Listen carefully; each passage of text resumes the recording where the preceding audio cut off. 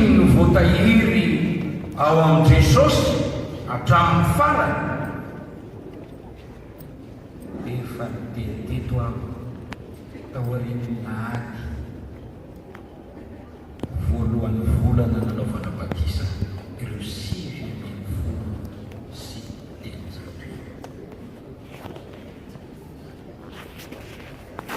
Mialana areo fa mbola tiako tohizana ireo zavatra zay falazaiko hoe ame tsy angamba fa maro anampy anao ity. Ity fampianarana tolotra ity dia mitondra ny lohateny hoe ny tokony ataon'ny olombovonjy mba hitombony ao amin'ny fahasoavan'Andriamanitra. Alleluia! Sy ahatongazo voatahiry ao amin'i Jesosy Kristy sy ny fanjakany.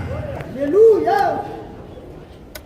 Manan-danja tokoa ity fampianarana ity. Alleluia!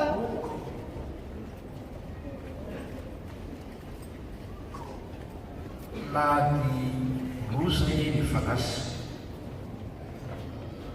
izany hoe androaniny anaty fatelo ho toy n'izay fanambara teo fampianarana feno hevitra feno fananarana izy ty. Alleluia! Mitondra fahasoavana be ho an'izay mandray azy. Amena! Rina moa no ataonay ataonay hoe anampinao e. Alleluia! Marina ireny olona vao natao batisa ireny ny tokony misy fotoana iarany ny mpanompon'Andriamanitra mba iresadresana izao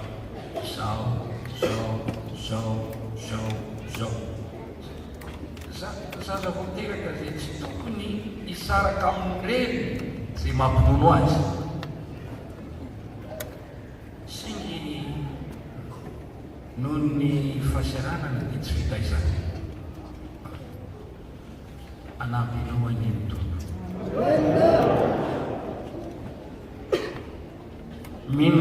milony anolorako ny zavatra vaovao dia ty tanisa zay fanambarako teo. Ny olombavonjy dia tokony anao zava-dehibe ny famonjena zay efa noraisiny avy tamin'Andriamanitra sy Jesosy Kristy zanany. Ny olombavonjy dia tokony tsy hiverina amin'ny ota sy ny fiainany ratsiny zay faninana.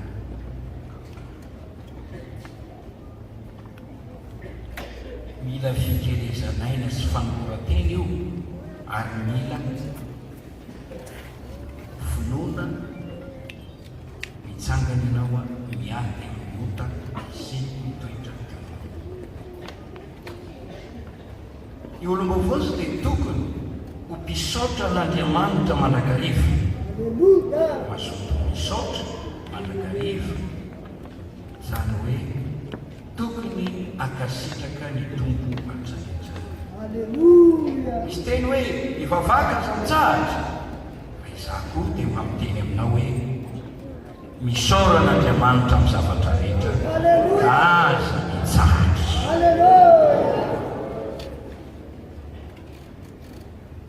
Oka tsy ianao mihitsy no ahita zay hoe lafiratsy ny tompo ka hitenenanao hoe tsy marina ny fitondran'Andriamanitra.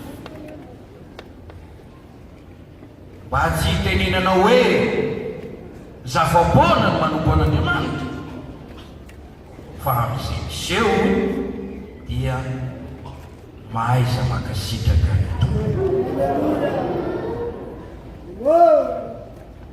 Ny olombavonjy dia mandalo any fitsapana fakapanahy mamo ary tsy mora akory ny lanakare.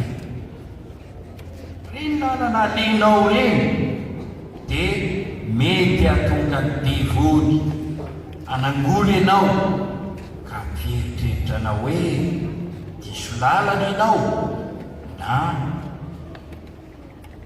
tsy mety fitondrana tompo.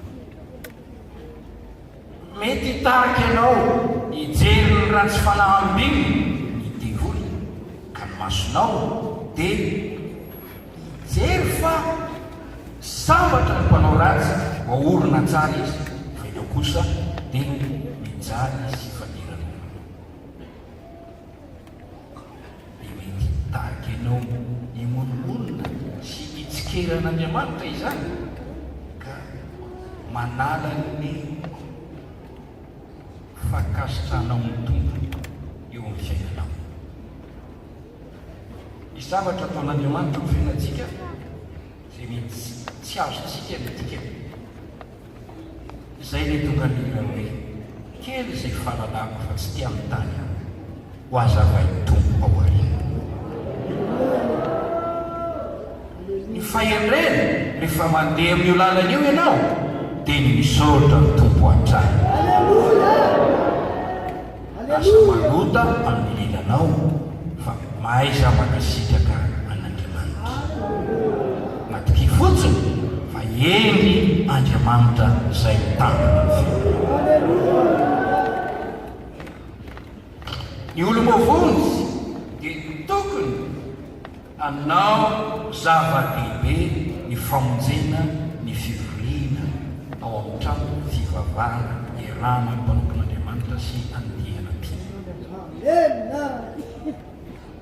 Atao zava-dehibe io. Ianao anie tsy voavonjaka tsy namonjy fivoriana e. Tamin'ny famonjenao fivoriana io no namelanao an'Andriamanitra ny asa teo amin'ny fiainanao, ary tamin'izany nanomezany fahasoavana sarobidy ho anao. Ka raha te hitahiry ilay fahasoavana ianao dia mila manome lanja ny famonjena fivoriana.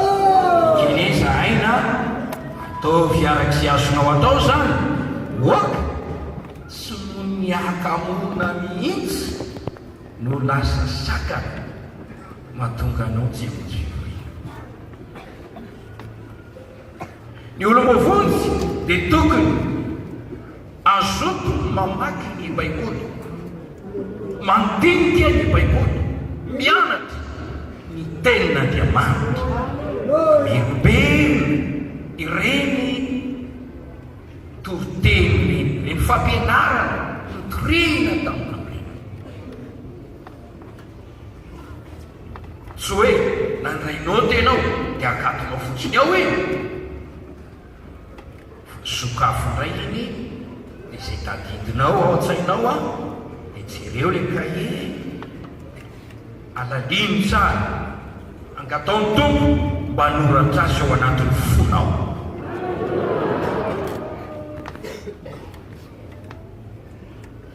Rehefa soratanao tsara ao am-ponao ny tenin'Andriamanitra dia io no fitaovana ampiasainy fanahy masina dia mirahana ampianatra atsika, ampatsiaro atsika ny teny izay efa norenesitsika. Mahery nareo zatovo, marisy ilay ratsy ianareo satria ny tenin'Andriamanitra mitoetra ao anatinareo. Atao-poko no reketako ny teninao mba tsy hamitako aminao. Misy anjaranao ny amin'izany nampananten'Andriamanitra fanoratra ny lalàna ao am-pontsika sy ao an-tsaintsika ary metraka ny teniny ao am-bavantsika.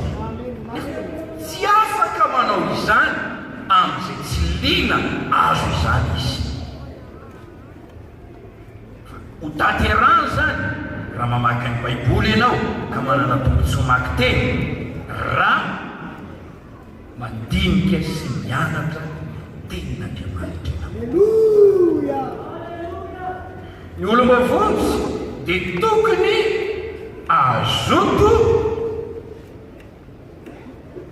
ho amin'ny fiombonana amin'ny vahoaka an'Andriamanitra.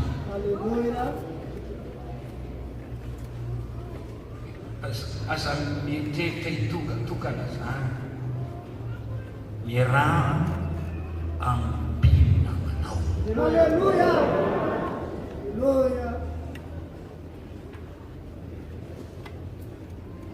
Marina fa raha mijery olona ianao dia mety hitsara olona ka dia mieritreritra anao hoe tsy mety amiko fa nya ataon'ity fisosomontsy ty dia manatrika fivoriana masotoitena dia mandeha za tsy te fantatro ny pastera tsy tiako aho fantatro ny pastera iza ny tianao fantatra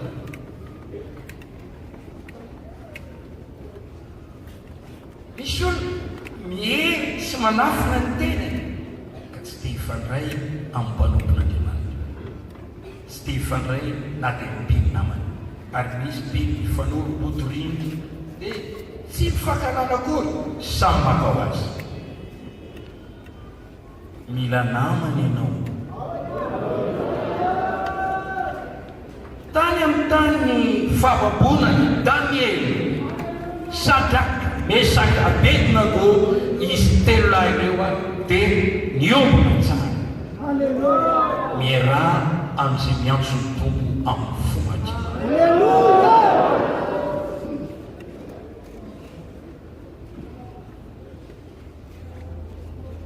mianara miaraka Alleluia! Inona no ataonao amin'ny miara-mipetraka aminao amin'ny WO rehefa veto? Atao am-piangonana dia misy olona isy rarano eo any ipetraka. Raha misy kristianina tena tsy fantamitsy dia tsy mba manao fifikirizana iny dia fantatra an'io raha mavioa dia fantatra.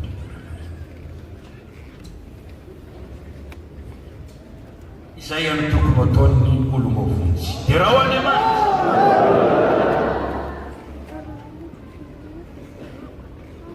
aiza ianao amin'izay zavatra enina namarako izay iainanao ve izany? Ataonao ve izany? Raha misy lesoko aitsio fa raha te hitombo amin'ny fahasoavan'Andriamanitra ianao manome sainanao Andriamanitra, mampianatra anao lalana tokony alehinao Andriamanitra, manoro hevitra anao Andriamanitra. Dia ray aleo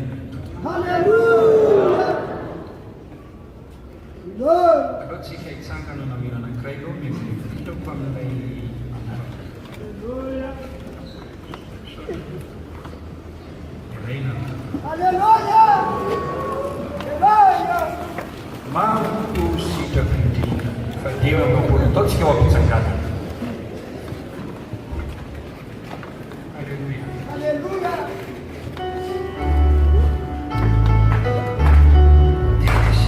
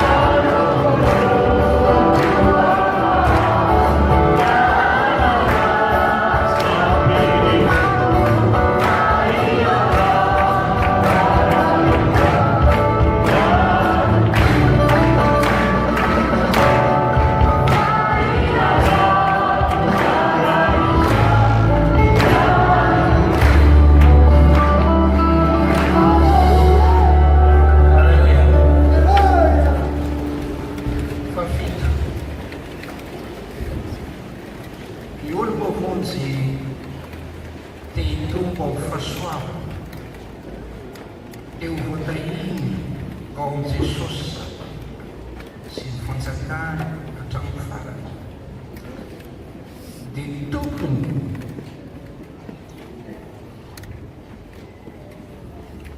aneo fanekena sy fakatoavana an' Jesosy Kristy amin'ny am-piainany rehetra. Manekena am' Jesosy amin'ny am-piainany rehetra, makatoava an' Jesosy amin'ny am-piainany rehetra.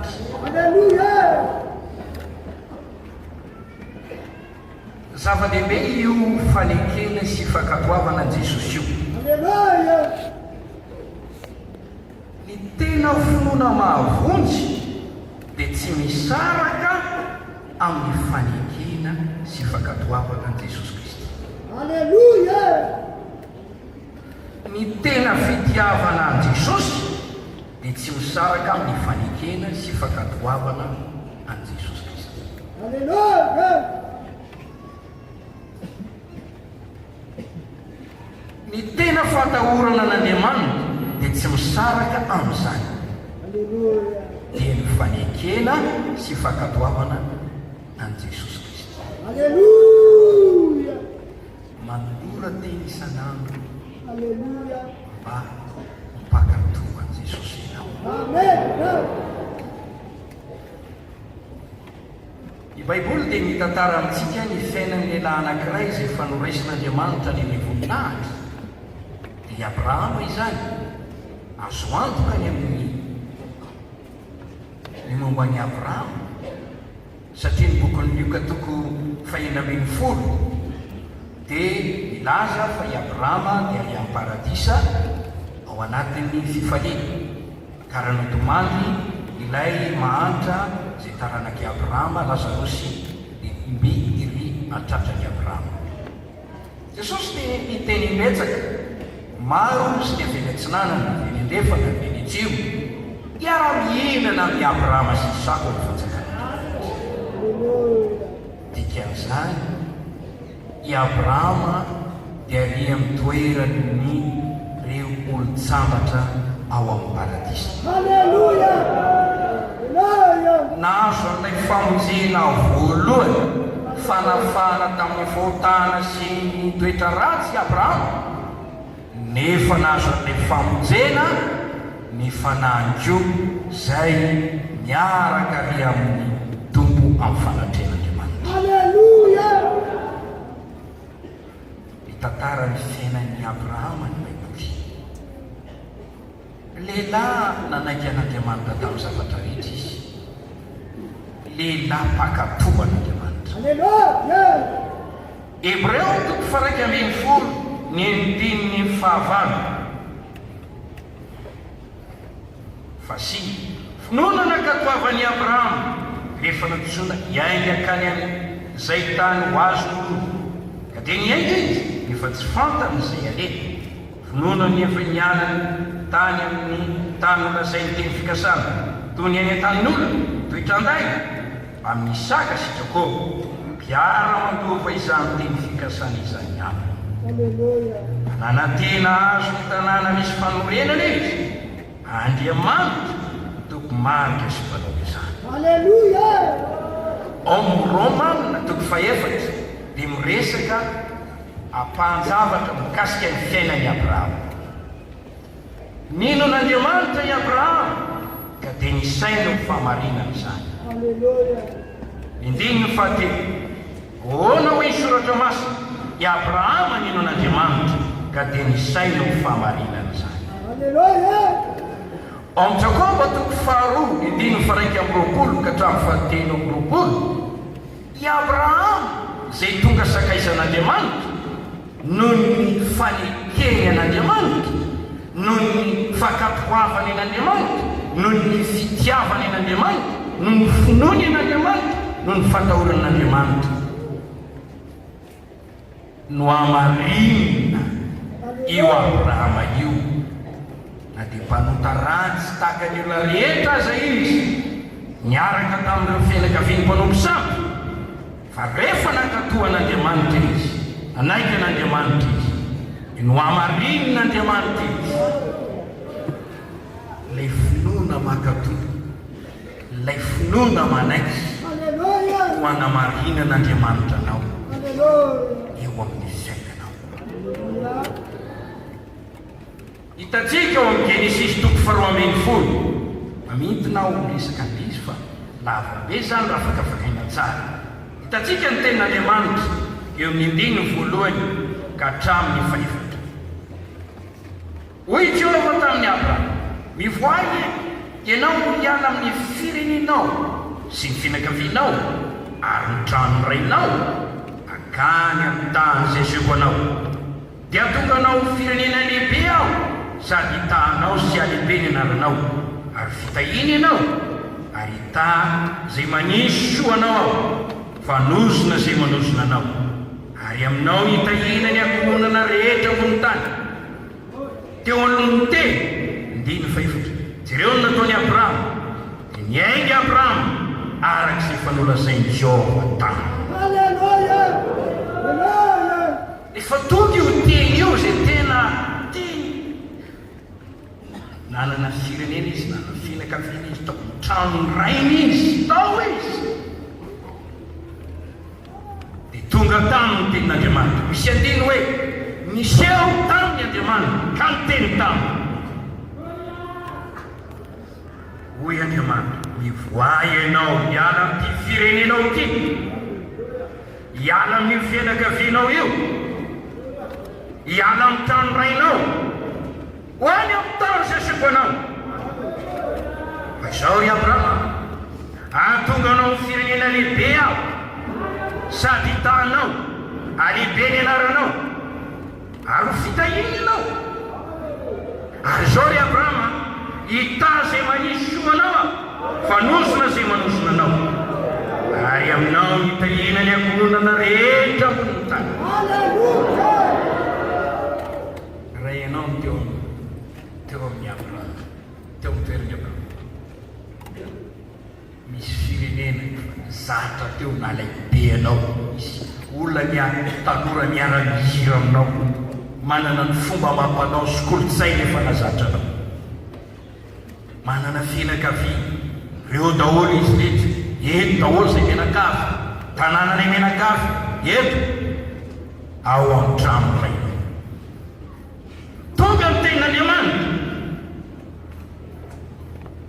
hoy Andriamanitra ny teny manao hoe, mivoahy eo, mialamy io tany eo, ho any amin'ny tany izay asiako anao. Ny Baiboly dia miteny manao hoe tsy fantatry Abrahama io toerana io. Vakeo Hebreo 12:5 finoana nakatoavan'i Abrahama rehefa natsoa hiainga akany amin'ny tany ho azony lolo, ka dia niainga izy nefa tsy fantany izay aleha. Tsy fantany hoe tanàna manao ahoana ary zany, toerana manao ahoana ary zany. Raha nanao katsikatsy Abrahama ka nandeha tamin'ny fahitana, tena tsy napa-kevitra Jehova, sarotra be mihitsy ny andaosako an'ity fireneko ity. Eto koa ny aho mba manana sompona tanimboly sy toerana afako mioky, ka tsy mety. Le farisean-dahatra, le fanekenan'Andriamanitra, le fankatoavan'Andriamanitra izay nateraka ny finoana tao anatin'ny Abrahama. Tsaroko tsara, efa nanapa-kevitra ity sekoly biblika, ratako moa efa maty, dia miteny tamin'ny tanàna raika ao. Amin'izy hoe andeha zany, dia nitomany izy. Misy fomba maro le nitomany izy. Izy tsy miteny mandiana fa dia nitomany izy. Tany am-pianarana koa dia gaga fa mivory ny mpampianatra. Dia hoe inona no mahatonga anao hiala amin'ny fianarana? Nanaraka mihitsy ny tale sy ny surveillant tamin'izao. dia za mihitsy aho dia anompony tompo aho tomany direktera fa rehefa tany mianabaviko indray ohatsy zaza dala tsy misy saina tabatabainy any koetoketony aho ka naleny tomany naleny tabataba sy nampiovany hevitra nanaiky aho ary zany fanekena sy fankatoavana izany zany fanano fankatoavana izany dia nomena Andriamanitra ary tena nanampy ahy be satria isaka ny mandeha toriteny aho dia misy asa voaetsika le toriteny rehefa niteny mpanompin'Andriamanitra hoe ndana mitsovavolombelona dia nandeha ndana mitoriteny dia nandeha ataovy zao dia nandeha zay vava dia nandeha zay nampanaovina dia natao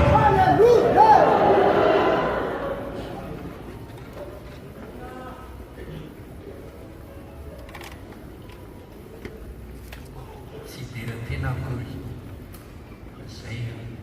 zay akamba namorana Andriamanitra votamo ka matoy zao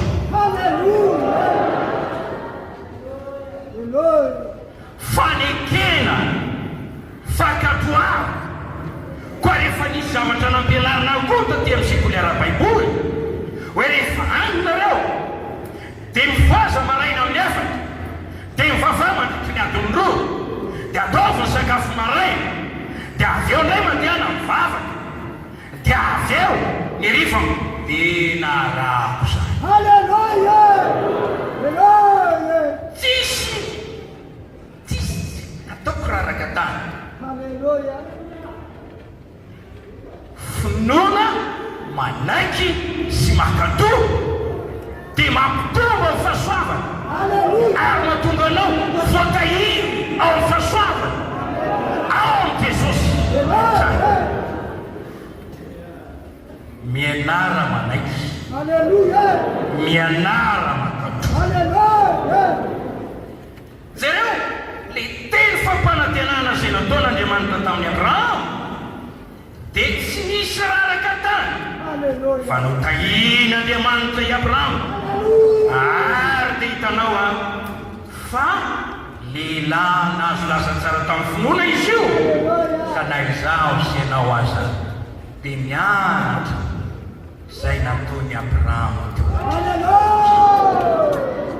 ao amin'ny Genesis toko faharoa amby roapolo ny andiny faharoa amby folo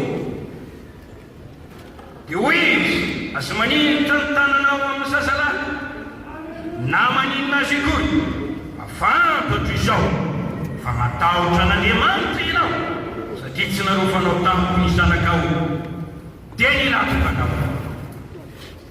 hoy izy efa anitrana ny teny fa teny dia niantso any Abrahama avy tany an-danitra fanondronona enjelin'i Jehovah ka nanao hoe nitenako ny nianako hoy Jehovah satria nanao zany zavatra izany ianao ka tsy niaro ny zanakao lehilahy tokanao dia amin'ny fitahiana no hitahiko anao ary amin'ny fampitomboana no ampitomboko ny taranakao tahaka ny kintana eny amin'ny lanitra so tahaka ny fasika eny amoron-dranomasina ary ny taranakao ahazo ny favatiny favalina ary amin'ny taranakao nitahina ny firenena rehetra ambony tany satria nakatony feo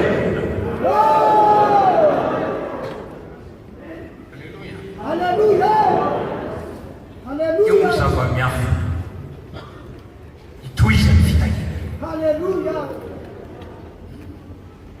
nampitomboan'Andriamanitra indray ny teny fampanantenana ny Abrahama antso azy fantaranany koa rehefa nosetraina tamin'ilay fizantoetra izy hoe io zanakao lahy tokany io atolory atao fanatitra ho ahy io i Abrahama tsy niandemina inona zany ataonao zany n'Andriamanitra iteny efa zaza efa nahazo atena ela andrasako antiary zany efa nanao tsy fanao mihitsy nanavadiko ny mpiasako tao an-trano no miteny sy navadiko dia indray ve dia mbola hovonoana tena tsy vita Jesosy tsy vita i Abrahama raha nanoteny tsy miteny andraso aloha anotaniny ny hevitry zanahy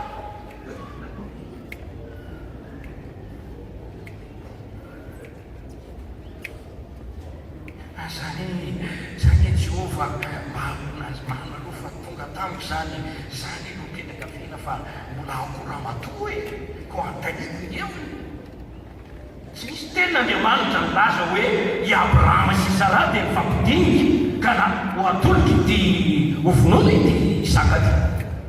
Lamba raha tenenina Sara hoe azafady Abrahama tsy manaiky an'izany any. Tena azafady. Mila mihitsika amina andao antsika hiverina any amin'ny tany milaza antsika raha izao ny fandeha.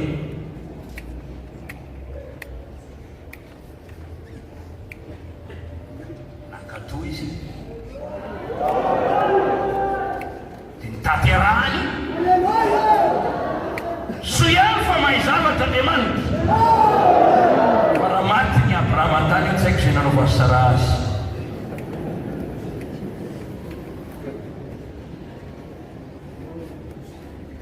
rehefa nampiseho fatokina tamin'ny fanekena sy fakakoavana i Abrahama dia novozon'Andriamanitra ny teny fanekena dia raha Andriamanitra ny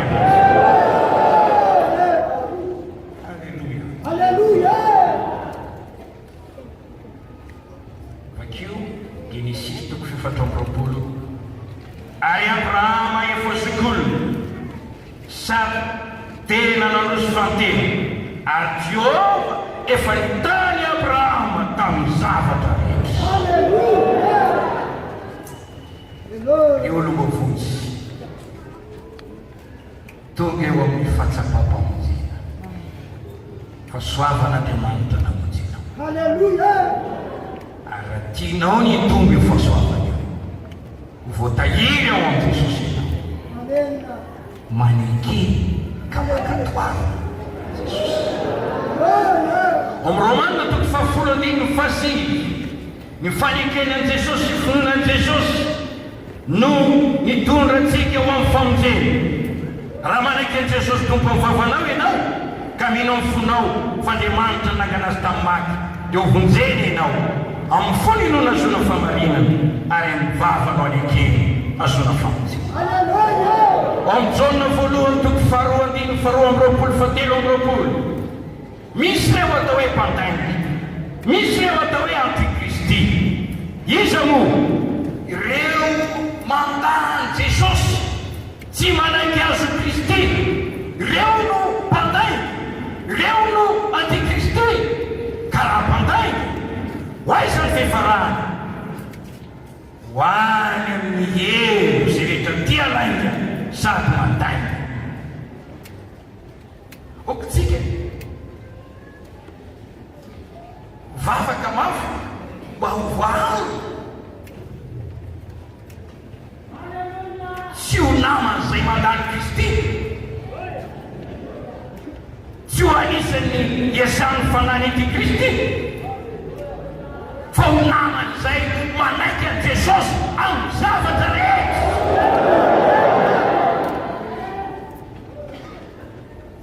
ny olo mavonjy atao hoe fiangonan'Andriamanitra dia tokony ho mpanaiky an' Jesosy baka to an' Jesosy Efesiana 5:7-8 tahaka ny anelokely ny fiangonana Kristy amin'ny zavatra fiangonana isika pino olo mavonjy mila manaiky an' Kristy amin'ny zavatra rehetra manome voninahitra n'Andriamanitra isika raha manaiky an' Jesosy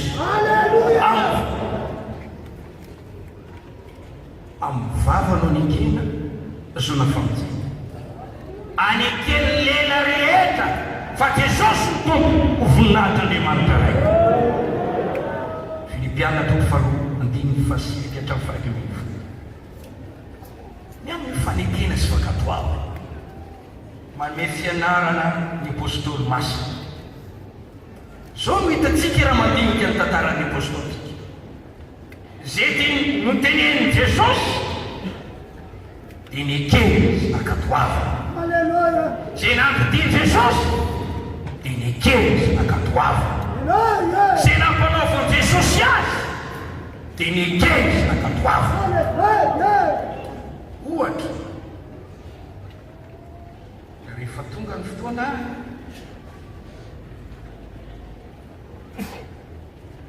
mitsangana tamin'ny maty Jesosy dia namin'ny andraikitra izy ireo. Mandiana amin'ny filazantsara amin'ny velona rehetra. Toy iso, mandiana tao mpianatra ny firenena rehetra. Aleluia. Hotorina any amin'ny firenena rehetra ity ny filazantsara ity. Aleluia. Ny fibebahana sy famelan-keloka amin'ny anaran'i Jesosy. Aleluia. Mitoery eto an-tanàna ny Jerosalema manam-panavinana ireo ny ela rehetra. Laza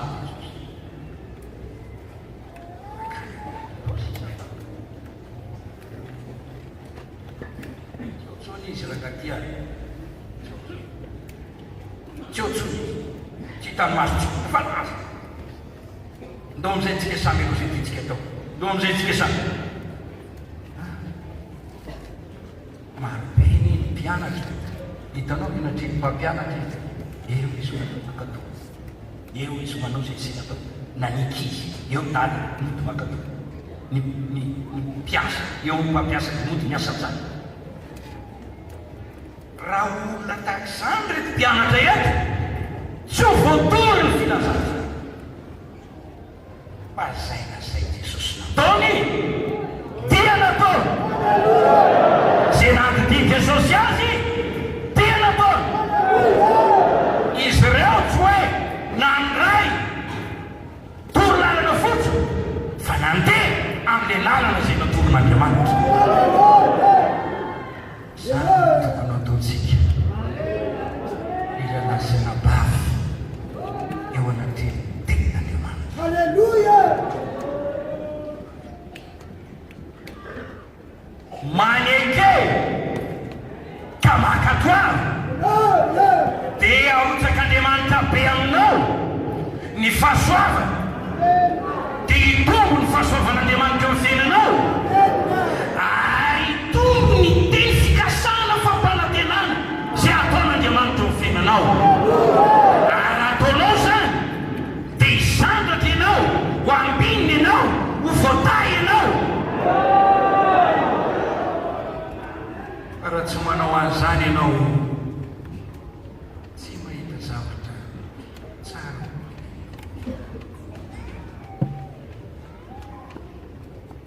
Hitantsika ao amin'ny boky ny asan'ny apôstôly toko voalohany hatramin'ny farany. Ny asan'ny apôstôly nifakatoavana izy ireo ny baikon'i Jesosy. Izay anie ilay lazain'ny apôstôly Paoly hoe zay vilomako ankehitriny amin'ny nofo dia vilomako avinona ny zanak'Andriamanitra zay tia ka nanolotra ny tenany amonjy ahy. Aleluia. Galatiana toko faharoa andiny faharoa. Zava-dehibe io fanekena io ao verinao. Zava-dehibe io fakatoavana io ao verinao. Aleluia. Raha ao amintsika ilay fanekena sy fakatoavana Jesosy, io no profo fa tena nametraka an' Jesosy ho mpanjaka ny fiainantsika. Aleluia. Tena nametraka an' Jesosy ho tompontsika sy Andriamanitsika isika. Aleluia. Aleluia. Tombontsoa ho antsika Aleluia. ny manaiky an' Jesosy. Aleluia. Halleluja! Aleluia. Ny Baiboly dia manambara Jesosy Kristy ankehitriny any an-danitra dia tonga aloharano ny famonjena manakizay ho an'izay rehetra makatoazy. Aleluia. Vakio Hebreo toko fahatelo ny andininy fahasivy. rehefa natao tanteraka izy dia tonga loharano ny famonjena manak'izay hoan'izay rehetra makatoa azy. Aleluia! Aleluia! Famonjena ho anao Jesosy raha makatoa azy. Aleluia! Mpamonjy anao Jesosy raha makatoa azy. Aleluia! Mafonjy anao Jesosy raha makatoa azy. Manasitrana anao Jesosy raha makatoa azy. Amaniro anao Jesosy raha makatoa azy. Fandresena ho anao izy raha makatoa azy. Zay ny vidiny zay rehetra ilaitsika eo amin'Andriamanitra. Fanekena sy fankatoavana Jesosy Kristy. Zay ny fitsoroana volobelona mpanompo vavin'Andriamanitra anankiray ahy. Izao izy nitondra taratasy fotsy aho izy izy ka nandohalika nanao katena sy nifaty aho ka nanontany Tompo, inona ny tianao atao, inona ny tsy maintsy atao mba hahatonga omenao fahasoavana ho ampiasainao. Mitenena Tompo, ho fona antony vidiny aho Tompo. Izy nevitrehitra hoe eny zao ary hoe raha tianao no fienako fahasoavana, raha tianao no ampiasaiko, raha tianao no ataoko fitahina dia omeo volana. Tsy miteny volana fa izao ihany dia manekeka makatoavana.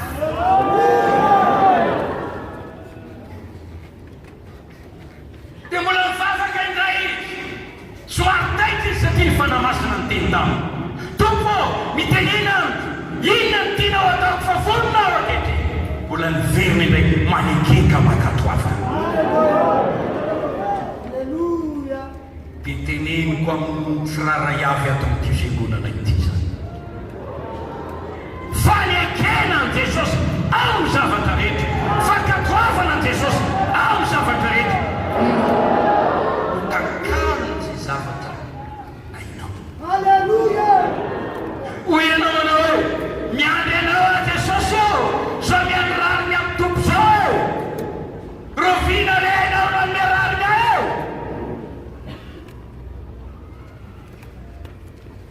Raha miaino azy ianao Jesosy koa dia miteny izaho koa ny miandry anao e. Miandry anao akatoa ahy, miandry anao akatoa ny teniko ahy.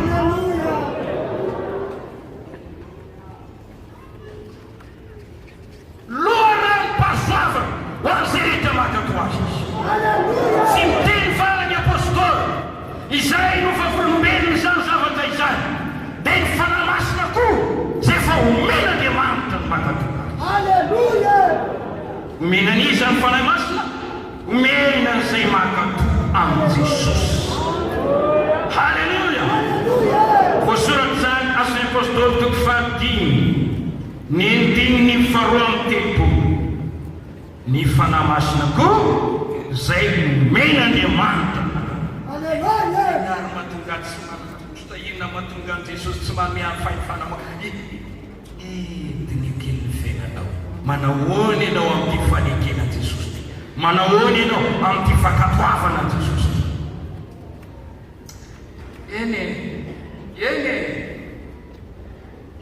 olombelona moako sasany aloha tanterako fa sasany babo ny sasany ekeko e, sasany tsy ekeko e. Eny ekeko e, ten'Andriamanitra ane miteny hoe fikapanana amin'ny namany ratsy manimba fitondran-tenan-jany. Aza mety asina sokana tsy atonona anareo ikapanana ny tsy mino zany e ty anambady e. Tsisy makavady eny mipino e. Zany ekeny mahatonga anambady tsy pino e. Ekeko sasany e, fa sasany tsy ekeko. Hitanao, tsy feno le fankatoavana.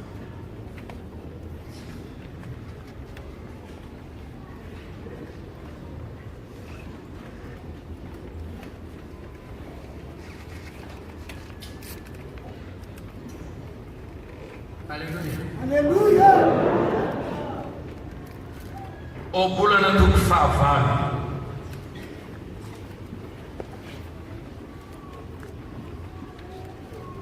Indinny faroa amby telopolo ko amino ahy ianareo anaka masambatra zay mitandrona amin'ny mino ny toreviko ka niangina fa aza mandana sambatra sy olona miaino aho miampy isan'andro eo ambavata miandry eo amin'ny tolam-baravarana fa zay mahita dia mahita fiaina sady mahazo sitraka amin'ny Jehova fa zay manota amin'ny kosa dia mampitoza ny fanahy ary zay rehetra mangala dia tia fahafatesa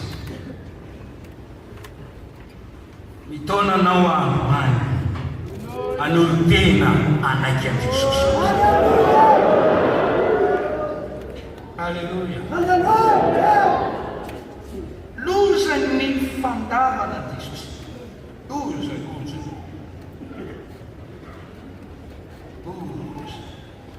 Oka tsisy olon'Andriamanitra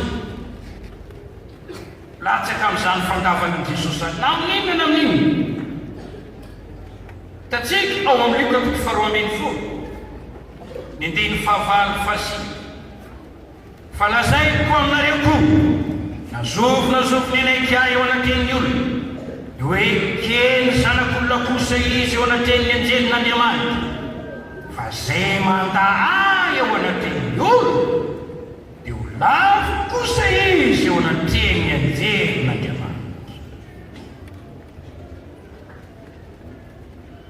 Raha manaiky an' Jesosy tsika eto ambony tany eo anaten'ny olona eo anaten'ny olona izy io na izy io na avanao io na tsy avanao Jesosy manaiky antsika. Alleluia.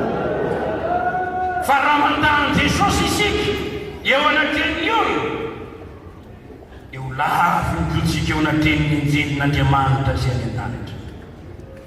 Ka inona ny tiako no eke Jesosy sa ho lavo raha izalo no eke Jesosy no lalavo koa raha tianao izany dia ekeo Jesosy. Alleluia. Dirao Andriamanitra ao Marka toko fahavalo mahita teny hafa koa isika ny andiny fahavalo amin'ny telopolo fa na iza no mena ta sy miteniko amin'ny ty tarana ka sady mitsangatsanga no manota ity dia omena tazo kosa ny zanak'olo ravy amin'ny voninahitra ny ray mba amin'ny anjely masina. Tovineo amin'ny Luka toko fahasivy andiny finao taonanao aho ekeo sekato amin'ny Jesosy. Alleluia. Manana karazana hira bebebesy tonikira-panahy mampirisika atsika ho amin'ny fanekena sy fankatoavana an' Jesosy. Alleluia. Fito ambin'ny folo sy efatsapolo ekeko tompo izay tarinao.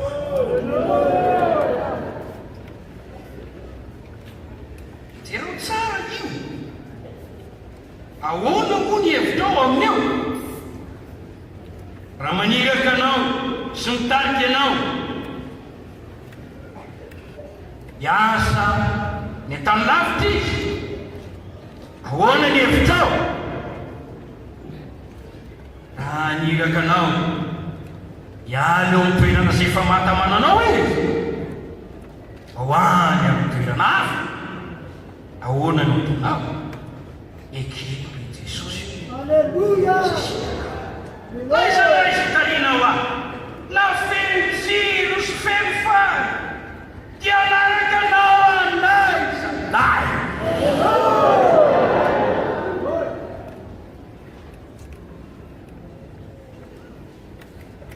Jereo le hira anankiray enina amby roapolo sy eninjato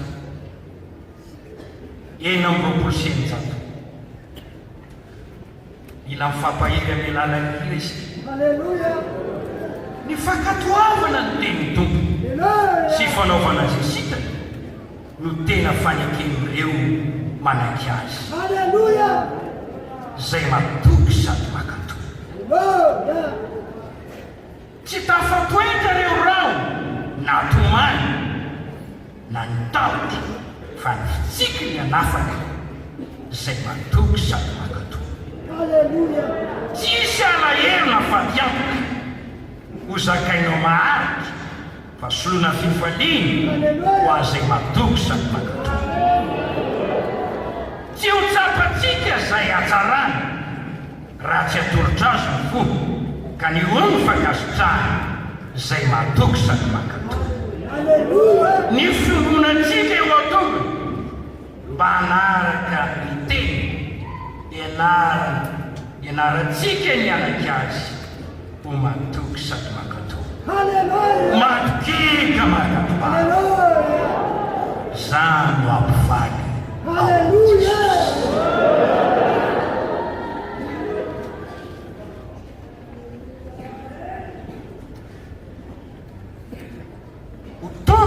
Fazam-panao anatin'ny tsiraray avy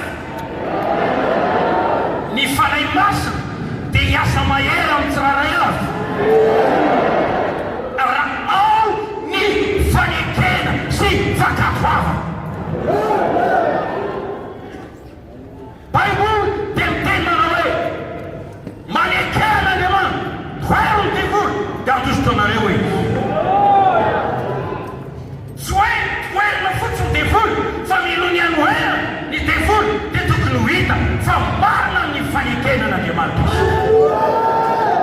Ny Baiboly dia miteny manao hoe aza miatina ny fahendrenao na ny fanananao mba nekehany Jehova amin'ny lalanao rehetra dia andamina ny lalakalenao io.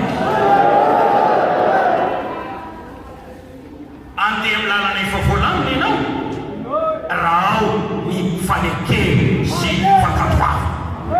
Jehova Andriamanitra elo lalana anao andrafa mitontolo eo anoloanao tanterany zany raha tahiny ka manaiky sy makatoy ianao. Feno ry olo mavonjy namako ekeo Jesosy eo amin'ny fiainanao raha tonga eo amin'ny sampanandalana zay tsy maintsy ampiasana safidy ianao fidio zay fidiny Jesosy. Jesosy io zay tianao anio zay tianao ataoko matao tario ny safidiko.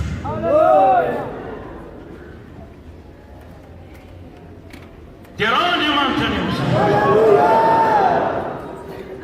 ekeo izy tananao ny zavatra rehetra.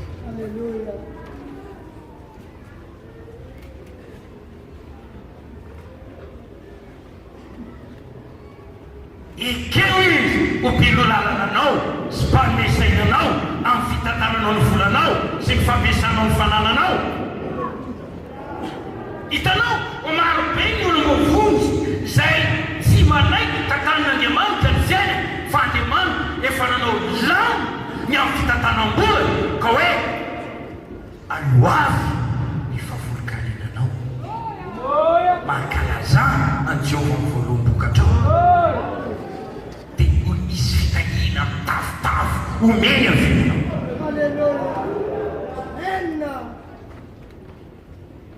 Hitanao fa maro ny olona no tsy ampy fanekena sy fakatoava.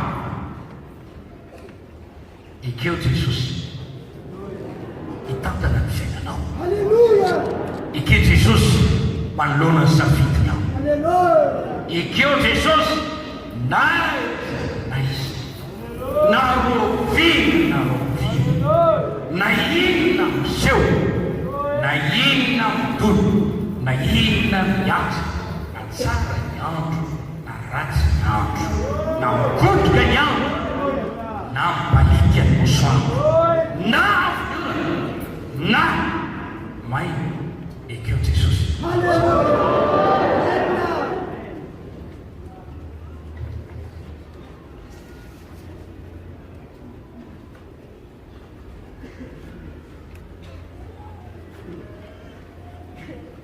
Amarino hoe Jesosy ny tompoko, Jesosy ny mpanjakako, Jesosy n'Andriamanitra. Olo ho vidiny ao fianakavianako aho velona ho azy aho Alleluia. mpanompony aho Alleluia. zay tiamo ataoko Alleluia. dia raha andriamaniteny amin'izany ao amin'ny Hébreo toko faefatra andininy faradimy ohatra hiazona mafy lay efa niketika isika Jesosy miteny niondriko meniny feoko zaho malala azy izy manaraka zaho mamersery mandrakizay tsy ho ve izy mandrakizay tsy misy marombaka azy amin'ny tana Alleluia. zany teny fikasana izany ho an'izay manaiky sy makatoko Alleluia. tsy te ho solafaka ianao tsy te ho verity an-dalana ianao te ho tafitary amin'ny fanjakan'Andriamanitra ianao hoy aho teny aminao ekao Jesosy amin'ny zavatra rehetra Alleluia.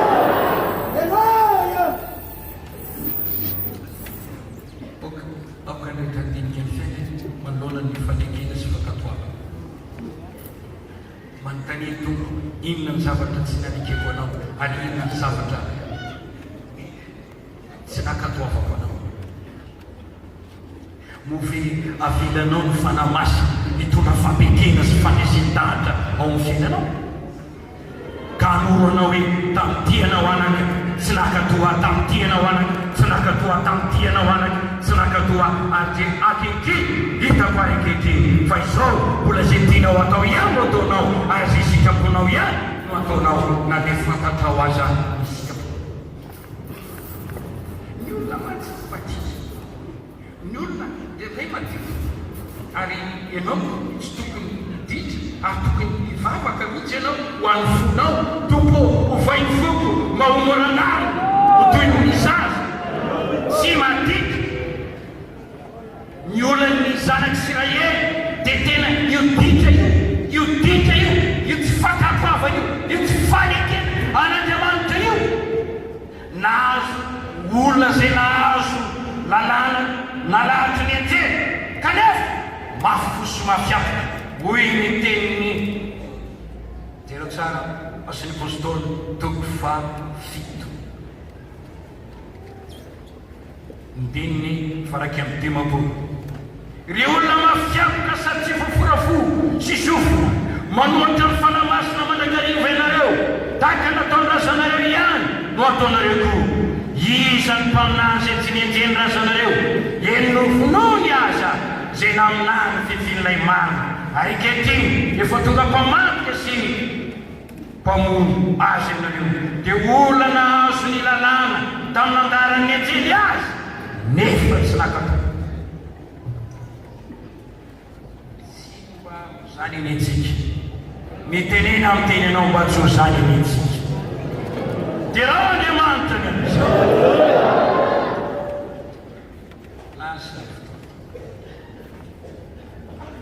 fa dia iresaka zavatra anankiray ataon'ny mpino a dia tia tombo amin'ny fahasoavana ny tokony hijoro vavolombelona Jesosy olom-bovony dia tokony ho mpijoro vavolombelona vavolombelona Jesosy tokony ho mpijoro vavolombelona Alleluia. makeo reto rehefa niantranona Isaia toko fahatelo amby efapolo andininy fahafolo fanomeny folo toko faefatra amby efapolo andininy fahavalo Jona filazantsara toko fahatelo ambin'ny folo andininy fito amby roapolo Timoty faharoa toko voalohany andininy fahavalo Asany apôstôly toko voalohany andininy fahavalo Asany apôstôly toko faharoa amby roapolo andininy faefatra ambin'ny folo ka hatramin'ny fahatelo ambin'ny folo Asany apôstôly toko feno amby roapolo andininy fahatelo ambin'ny folo ka hatramin'ny feno ambin'ny folo tsotra miteko nataon'Andriamanitra ho vavolombelona isika Alleluia. novonjeny nomeny famonjeny mba ho vavolombelona ny mpamonjy zay namonjy antsika Amen. ao venao Alleluia. fantatsika fa rehefa nifidy any Abrahama Andriamanitra ka nifidy ny tarana ka nanao ny taranaky Abrahama olovo nahavan'Andriamanitra tamin'ny firenena maro mihitsy io firenena io ny antony ho vavolombelona. Alleluia. Ankehitriny isika olo-mavonjy ny taranaky Abrahama ho vavolombelona. Alleluia. Isika no Israelin'Andriamanitra Alleluia. ho vavolombelona. Alleluia. Andriamanitra zay vavaditsika dia Andriamanitra ny asa. Tena ny asa mahery. Alleluia. Nanova ny fiainantsika. Alleluia. Anota ratsy vonjeny no vany tongolo vaovao no sitrano isika mijanony ny areto afany tamin'ny asa ratsy ny devoly tamin'ny fahefany maisa olon'afaka ankehitriny mitahatsika izy manamona ny fiainantsika izy manetsika fahasoavana be dehibe tsy tamin'ny saina. Ina moa ny antony? Te anao aho ho vavolombelona, te anao anao ho vavolombelona. Alleluia.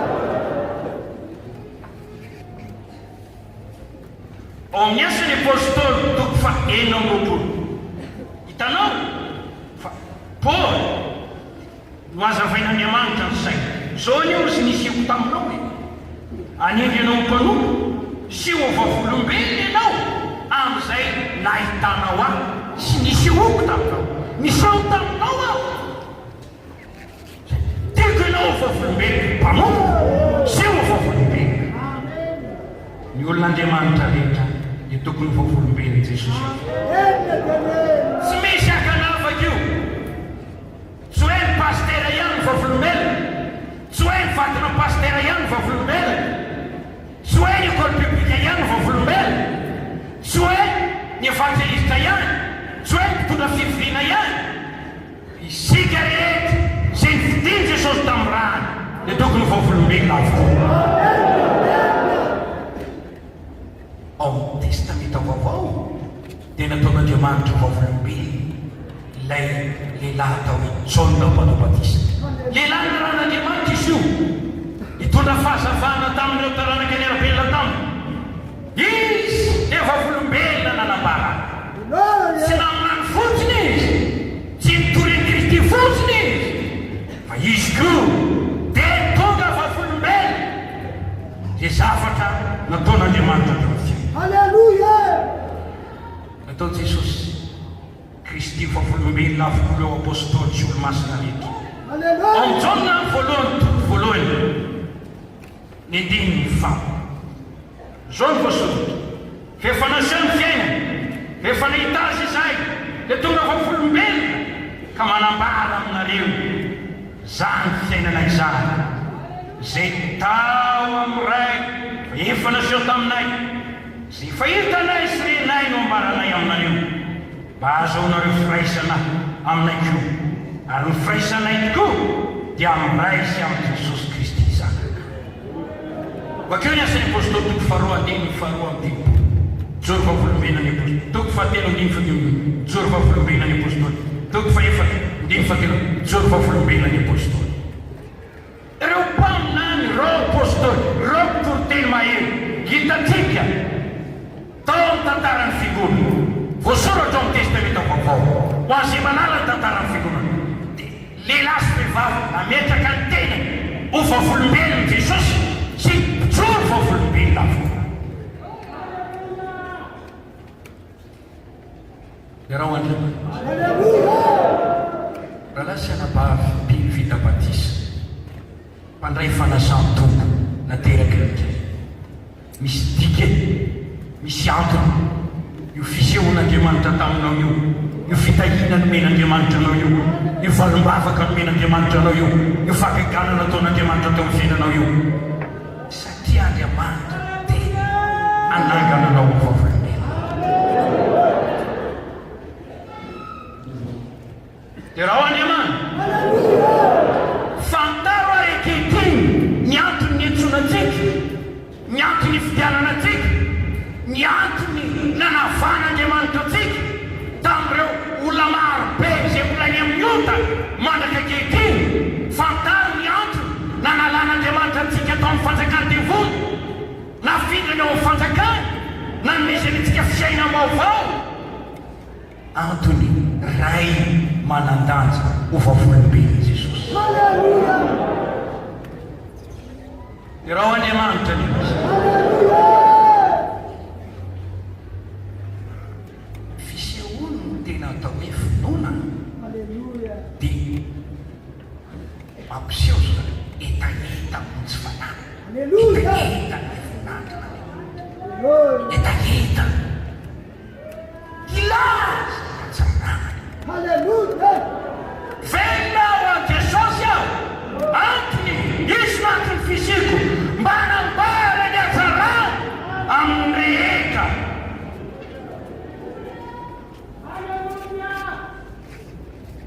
Ôy mitovy filazantsara lohany amin'izany, Haleluya. mpamonjy fanany olo lohany amin'izany. Ilay apôstolo manana fanambarana avy amin'Andriamanitra.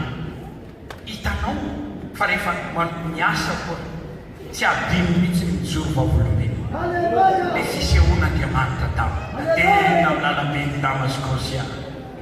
Dia nisy mazava na milobe, dia nisy feo dia reko zay feo zay dia lavo tamin'ny tany. Dia avy teo dia nanontany aho hoe inona tsy dia natory ihany tokony atao. Mampasitera antsika tsy nitsakana antsika tsy joro. Ny mampaminany anao tsy tokony hisakana anao tsy joro. Ny andraikitra zay raisinao hoe zako tena mozika dia vavatsy joro vavolobe baratraika tsy mijoro vavolobe hoe ampy eo.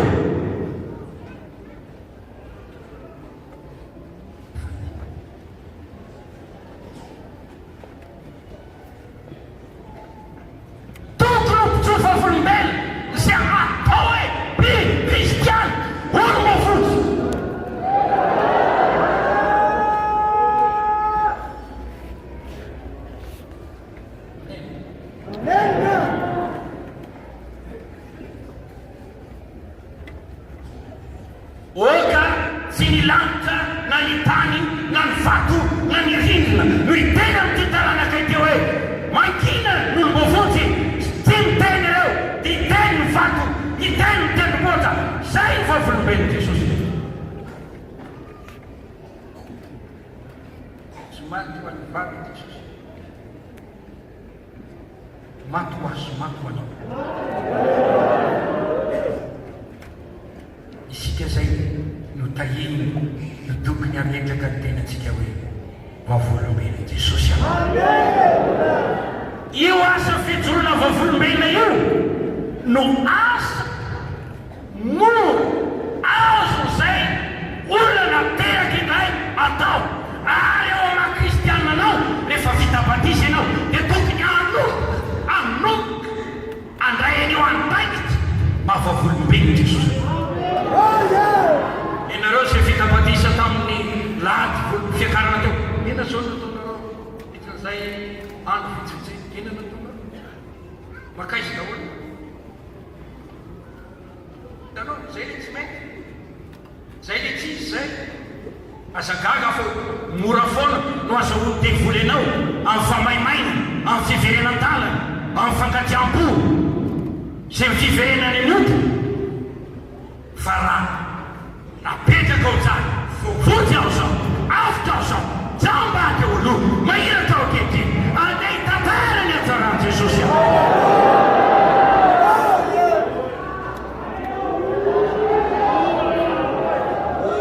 Apetrao tsara eo amin'ny mahavavolombelonanao ny tenanao ary nyetse miasa manao vasa fanompona mandray sandre andaikitra ny ovavolombelon Jesosy.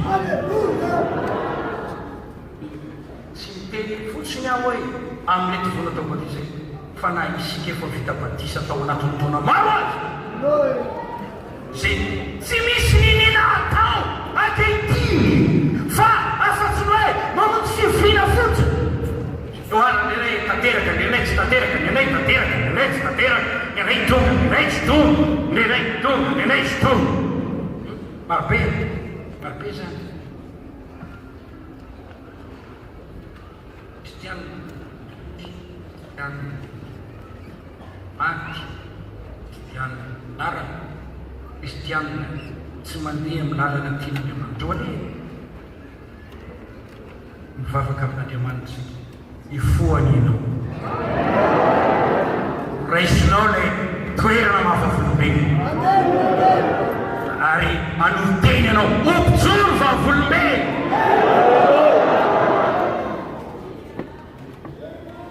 Ao amin'ny boky ny fanambarana voalohany andiny fahadimy, toko fahatelo andiny efatra ambin'ny folo, Isaia toko fahadimy amby dimampolo andininy fahatelo hatramin'ny fahadimy. Jesosy Kristy dia voalaza hoe vavolom-belona marina sy matoky. Ino moa no nataony? Efa tonga taty amin'izao tontolo izao tsisy nahita an'Andriamanitra rainao vilany, fa izao izy zay tao amin'ny ray no manambara azy aminareo.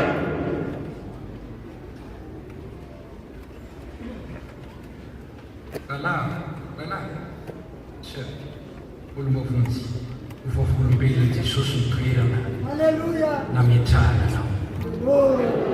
Fijorona volom-belona no asa fanompona tokony ataon'olo-mavonjy. Itsy fanaovana an'io dia marika ny fahalemena, ny fahosana ara-panahy. Itsy fanaovana an'io dia tsy mampadio ny tanantsika, misakana zavatra maro. Asa fanompona tokony atao io, ay azo atao io, ay atao io, satria filazana fotsiny eny io hoe misy Andriamanitra. Zao no profo mivavaka dia ny miaino ahy, efa nazo valim-bavaka be dia be aho, miasa izy. Zao no nataony tamiko, filazana tsotra ilay zavatra nataon'Andriamanitra teo amin'ny fiainanao. Na ny pasteranao aza ane tsy malala zay nataon'Andriamanitra teo amin'ny fiainanao, ilaina ambara io mba hanomezana voninahitra an'Andriamanitra. Ny dimy devoly dia hoe tsy misy tsoro zany Andriamanitra miasa zany, dia mampiainy an'izany izy. Fa ianao tokony ilobava iteny, mitsara, miady hevitra raha azo atao, mandresy lahatra. Velona Andriamanitra miasa izy. Zao no nataony tamiko, zao no nataony tamin'ny akono, dia raha Andriamanitra ny amin'izany. Alleluia. Mitadiava olona iresanany amin'izany. Atombohy amin'ny namanao akaikinao, reo mpiara-mianatra aminao reo. Atombohy amin'ilay sekreteranao ao. Atombohy amin'ilay mifanila-bavy eo aminao. Lazao no momba Jesosy.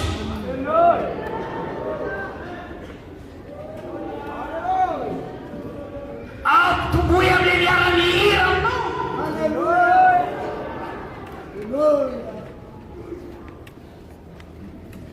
Reny olo-mavonjy anahirana biby, ina volamena tsy hoe hitanao ihany ve, fantanao ihany ine.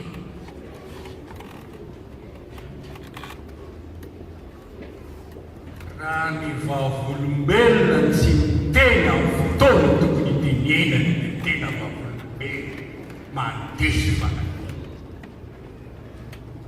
Fotoana tokony tenenantsika izao, ilazantsika ny anjaran'i Jesosy. Halleluja.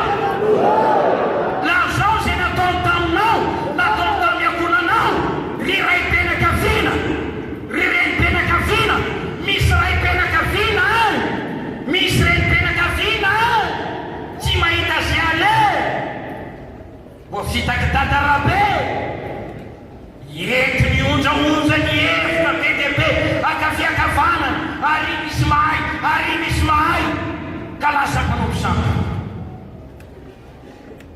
amaolo maofotsy ianao aza very izy tsy nandeha izay nataony Jesosy lazao ny fahatsarany lazao izay resy hita sy tsapa ny olo maofontsy rehetra dia afaka manao zany fanambarana tsy tanjony io volombelona famonjena fanahy afiry no mitoetra vavolombelona Jesosy ray amin'ny tany olo maofontsy io tsy mietsika maitro vavolombelona nao ampiangonana aza mahatonga amin'ny fandaram-potoana nesetrana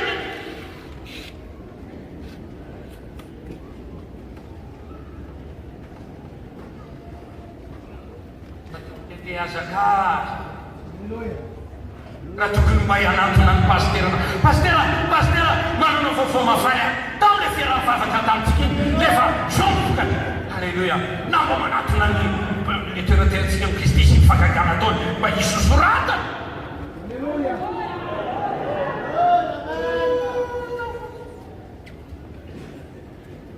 mangina volamena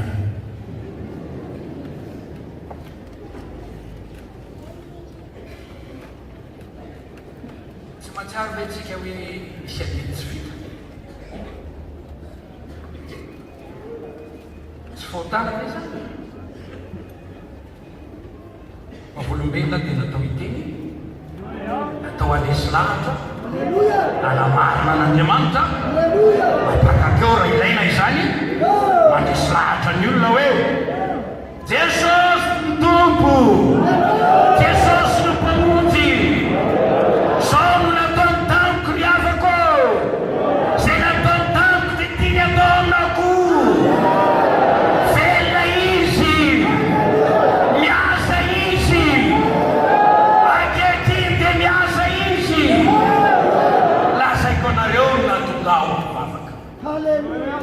lasaiko-nareo natonga nanaraka ny Jesosy mamonjy io aza matahotra ny anatin'ilay fivoripenaka vina ka misy an'izao idiro dia hoe mangataka micro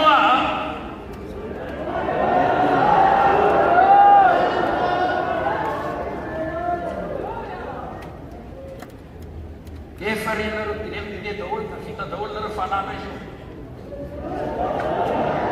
asa masika fa mahalao tsikitsika ny fo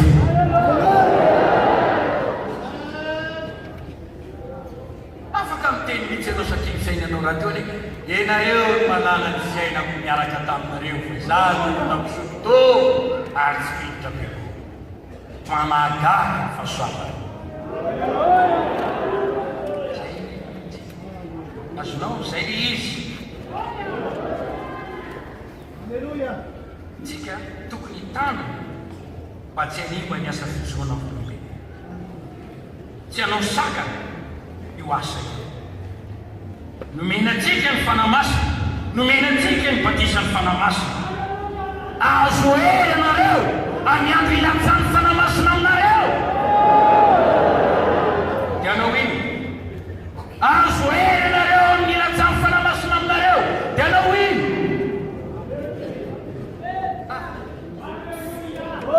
dia mahazo hery afanatsaka tamiko ny fanamasina alleluia dia miteteraka misy hery ao amin'ny raha misy hery ao amin'ny raha misy hery ao amin'ny raha mafana saraka ny tana natao ina daholo ompigolo azo hery nareo ny ilatsany fanamasina aminareo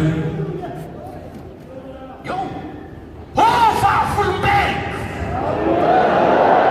no finoana ny fanamasina nomena ny fanamasina misy tanjona vavolombelona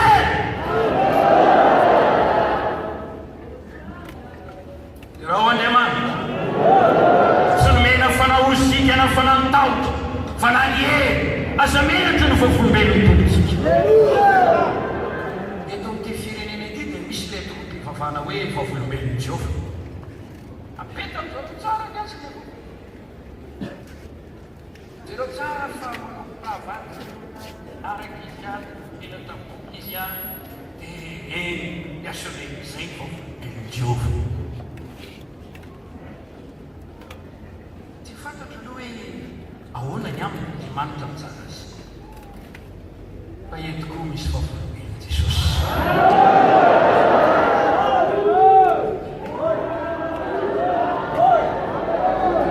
Ianao zany mpino fitambatisa. Isika zany raha sy alabavy. Isika zany lehilahy nitahian'Andriamanitra eto amin'i Jesosy. Isika zany ny vehivavin'Andriamanitra nitahian'Andriamanitra.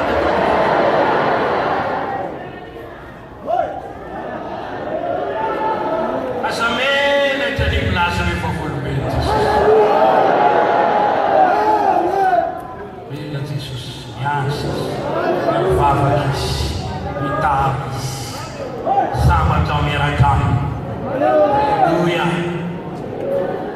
Asoanao mihitsy eny amin'ny lalana rehetra lenao eny. Zany ny fahafolomena Jesosy zany.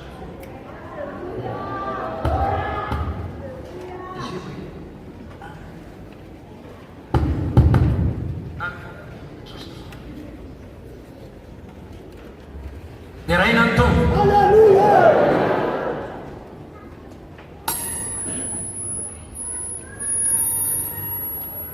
Sulit tak ini kufubat menimpa.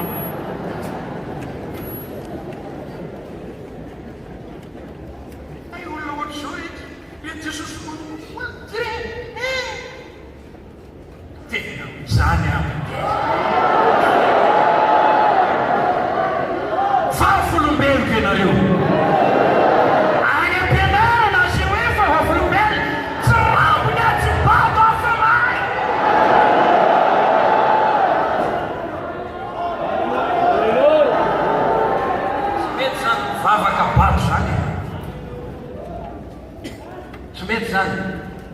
Mentre aici mivavaka hoe bato. Tokony hay ianao men'Andriamanitra fahazavan'ny zay. Rehefa mandray fanamasina anay hoe ho bato. Tsy marina zany. Fanahy fahalalana io, fanahy fahazavan'ny zay io. Fanahy fahendrena io. Any atao mihitsy hoe ta io Andriamanitra. Hoe ho fahafolomena.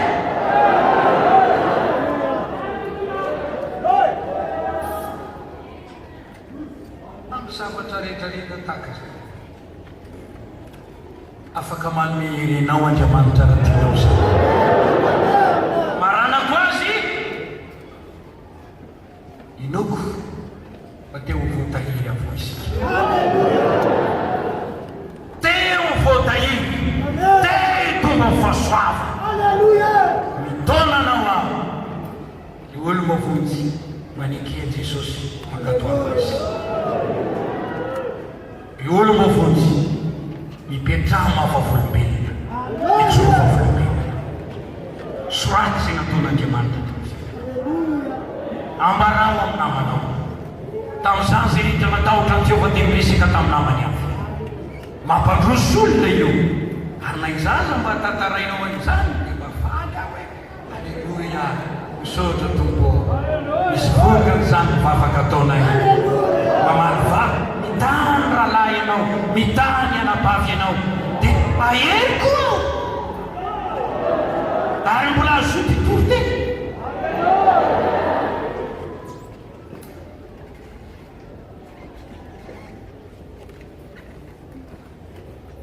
Ifoaza mijoro fahafolomena.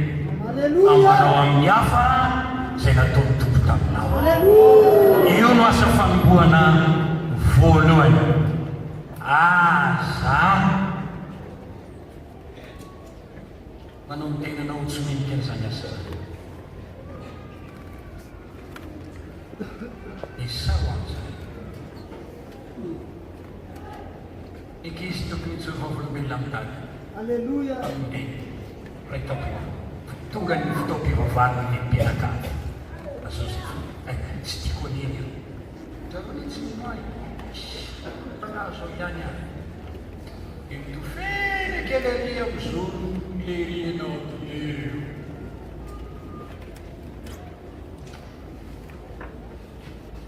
Zay rezay Jesosy. Ho afaka mifalemena sy mihenatra sy Alleluia. Kristiana. Na ianao antikristy. Io dia lazanao io. Na ianao ambassador, na ianao fahafolombenina.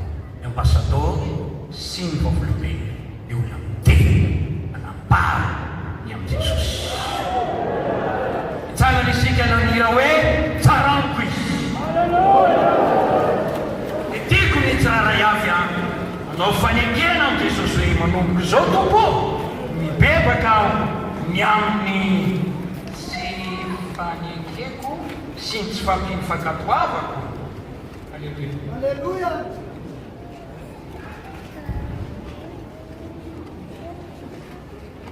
Tsaraniko tompo.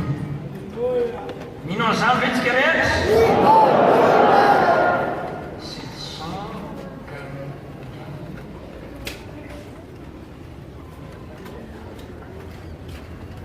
Nasolo isa moa zao tena nofonjeny Jesosy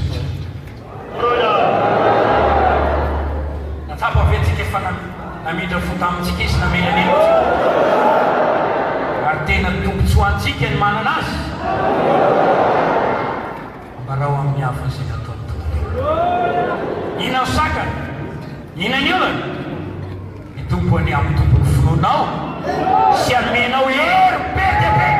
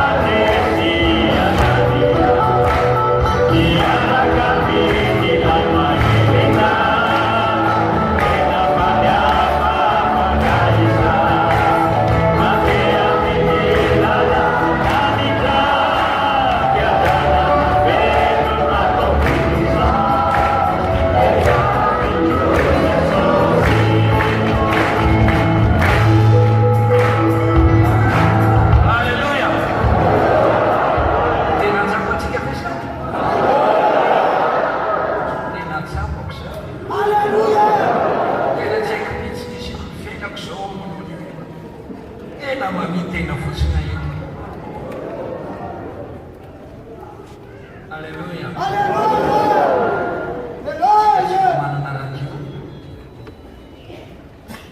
Tsika rehetrarehetra ireo dia radio daholo.